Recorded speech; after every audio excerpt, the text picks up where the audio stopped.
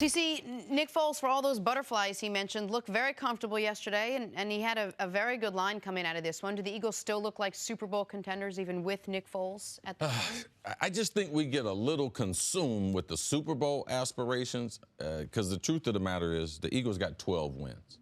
All right? They lost the MVP candidate that was probably #1 at the time. We shouldn't be consumed with the Super Bowl. We should be consumed with Nick Foles, how he looks with this team, but also with this defense. Like, how good is this defense going to be? Because to me, they're not playing championship caliber defense. Eli Manning, they was getting ready to sign Eli to a contract extension at halftime with the Giants. I mean, he was carving them up with a rookie tight end and no wide receivers. You know, so that part I'm still concerned about. Offensive line, there was still some seepage where Foles had some problems. When you face better teams, those will be an issue. They're one of the best teams in the NFC. They need home field advantage. I don't know if they're better than the Vikings, and the reason why I give the Vikings the advantage is the Vikings defense and their front, they can get after any quarterback. And they're going to present a lot of problems for anyone, and especially Philadelphia with that offensive line. So I believe that the Vikings and the Eagles are the best two teams, but it's not as if the Eagles are, man, you can write them in for the Super Bowl. No, they're one of the best teams in the NFC. I think them and the Vikings are the two best teams. So I thought this was a great sign for Philadelphia. And I've been I said it, you cannot lose the MVP of the league and still go and make, much less win the Super Bowl. So I don't really care that much that the defense was bad. I'll focus more on the defense the next couple weeks. I don't care that they got fortunate. How can you not focus on the defense playing against Eli Manning? And you were shocked that their wide receivers were getting over. Tavares King. Listen, there's another game we were watching pretty closely. Agreed.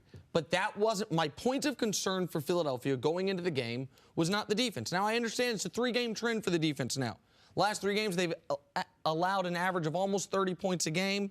They're allowing teams. And 2 of those offenses were Seattle and the Giants.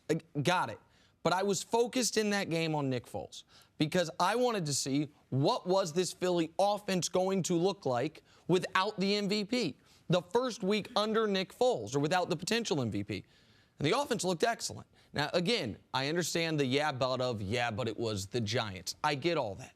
But Philadelphia, if I'm Philly, I feel better about this game than if we'd won 16-0. Than if our defense had shut them down entirely and Nick Foles had put together 3 field goals and you get a defensive touchdown. Like, I think now you can, as Malcolm Jenkins was trying to do, as Doug Peterson was trying to do, the leaders of that team, credibly tell the team, guys, we are going to be okay with Nick Foles at quarterback. Now, I still don't believe that, but if you're the Eagles, you can say, hey, defense, don't worry about the fact that we don't have the quarterback. Nick Foles is going to be fine. You guys need to worry about the fact that all of a sudden you're allowing nearly 100 yards a game running the football, nearly 300 yards a game throwing the football against you the last 3 games. Like, those are valid points of concern, but my benchmark for this game was, how does Nick Foles look? And 4 touchdowns, no picks, and a 116 rating looks pretty damn good. I know I might be a little more critical than other people, but it's hard for me to leave the TV set. A team won 2 games and have lost 12. The other team, after the game, they won 12 and lost 2, and I'm going to feel warm and fuzzy about the game. Because the other team has won 2 games. They've been part of the storyline. You know the reason why? Because they have been historically bad. So to think Philadelphia accomplished a lot in this game, no, I don't think so. Here's what I think Philadelphia did accomplish. This was the perfect game for Nick Foles. He went out and he had a great statistical afternoon. Yeah, it wasn't a great team, but he admitted he walked in there with butterflies. Maybe this gives him a little more confidence. This is his team now. Yeah, but Tom Brady was nervous. All eyes were on 2 quarterbacks yesterday, Aaron Rodgers and Nick Foles. You have to admit, more so than some of the other teams. So for this guy to go in and replace an MVP candidate in Carson Wentz, to throw no interceptions, admitting that he was nervous. Of course it was the Giants, but that's why this was great for him. Maybe he doesn't have to be so consumed with everyone shining the spotlight on him moving forward. And Cece, go ahead. Jenna, they're 12 wins. The spotlight, if he thought that was a big stage in Giant Stadium that wasn't sold out, oh, they get bigger every week. And in 3 weeks, you know, we get into the playoffs and we're playing for life and breath. Right. Yeah, he's going to have a reason to be nervous. Right, but I don't think the spotlight was on him because of the stage. The spotlight was on him because he was replacing Carson Wentz. It doesn't matter who he was And playing. the guy he was replacing, by the way, the reason Carson Wentz was in the MVP discussion was because of his performance in the red zone during the season and his performance on third down. Nick Foles yesterday on third down, 107 rating. In the red zone, a 124 rating. He checked those boxes. Now, the Eagles as a whole, the coaches, they have more to focus on than just how did this one player do, how did the quarterback do. Hey, Dusty, didn't I say Nick Foles was going to play good? Yeah, didn't I say that they could still go to the Super Bowl? Yeah, you did. But I'm in the side that you cannot lose Carson Wentz to make the Super Bowl because of the downgrade at quarterback. Nick Foles took a enormous step in the right direction to prove me wrong. So, I just want to be fair about what Nick Foles did. I was going into that game, Jenna, I'm with you on this. I was going into that game focused on Nick Foles, not focused on the defense, because the defense wasn't playing without their best player. Everyone looks at Nick Foles as a backup. I don't look at him as a backup. The reason why? Because he has more starts than any of the other backups. I look at him as a starter.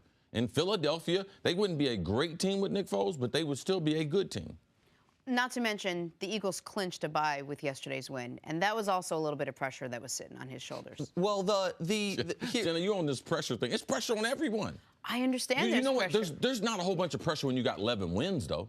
I already got 11 wins to the good. They only got 3 games left. They only had to win 2 more games to have home field advantage. So there's pressure on everyone, and for Nick to admit that in the pregame, I mean, I'm not surprised, but I'm not going to give him an extra 2 points for that. This is what you're supposed to do. You're an NFL quarterback, Nick. But, Cece, we were talking during the game about when it looked like the Giants could win, that if the Eagles had lost that game, forget the bye and the 1 seed and all that, you would have a 5-team race with 10 or 11 wins for all of them. Panthers, Saints, Rams with 10 wins, Vikings and Eagles with 11, which would mean all 5 of those teams would be eligible for the 1 seed or to be the wild card. All 5 of those teams would be fighting to be anywhere in that hierarchy. The Eagles winning there obviously continued to differentiate themselves, which was enormous because you've said one of the reasons you like Philly is because predicated on the playoffs going through Philadelphia. Yes. Right? You feel very differently if Nick Foles all of a sudden is the 3 seed, and they made sure last night they wouldn't be the 3 seed. Absolutely. Thanks for watching. Subscribe here to get the latest from the show. Also, be sure to check out more of the best clips from First Things First, or go watch a few segments from our other shows on FS1.